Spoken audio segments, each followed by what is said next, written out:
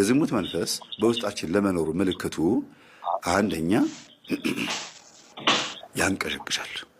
ሰዎች አንድ ነገር እስኪያደርጉት ድረስ በጣም ያንቀሸቅሻቸዋል። ካደረጉት በኋላ ደግሞ ጸጸት በውስጥ በኩል እንዲፈጠር ያደርጋል። ስለዚህ የዝሙት መንፈስ ስራው ምንድነው? እንድንተኛ ማድረግ ብቻ ሳይሆን ከተኛን በኋላ እንድንጎዳ ማድረግ ነው ስራው።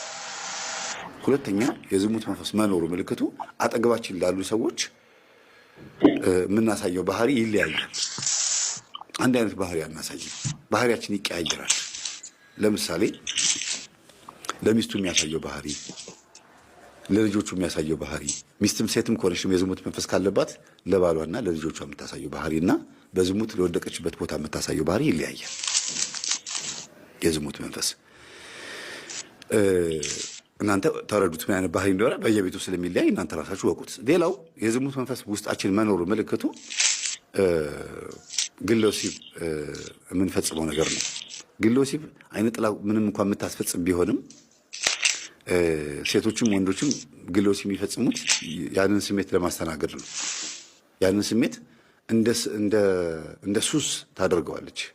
እንደ ሱስ በዕለት በዕለት ሰው የሚበላው ሱስ ሆኖበት ብቻ አይደለም፣ የግድ የህይወቱ አንድ አካል ስለሆነበት ነው። ካልበላ ስለማይኖር ነው።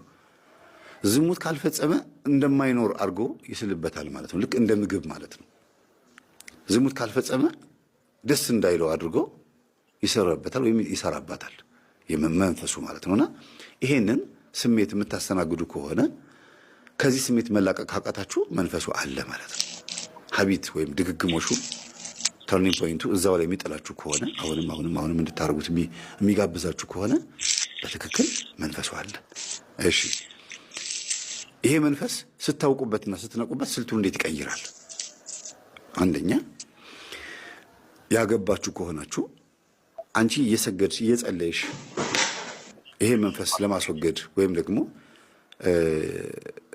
ስርዓት ይዘሽ በጾም ውስጥ ማለፍ የምትፈልጊ ከሆነ ከአንቺ ይወጣና ባልሽ ላይ አርፎ ያስጨንቅሻል።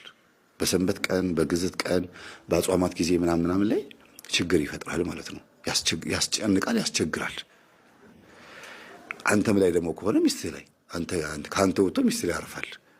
በፍቅረኛሞቹ መካከልም ከሆነ ደግሞ መስገድ፣ መጾም፣ መጸለይ ሲጀምሩ ይፈታተናቸዋል። መዳራት፣ ሸራ መጓተት ምናምን እንደሚባለው አለ አይደለም?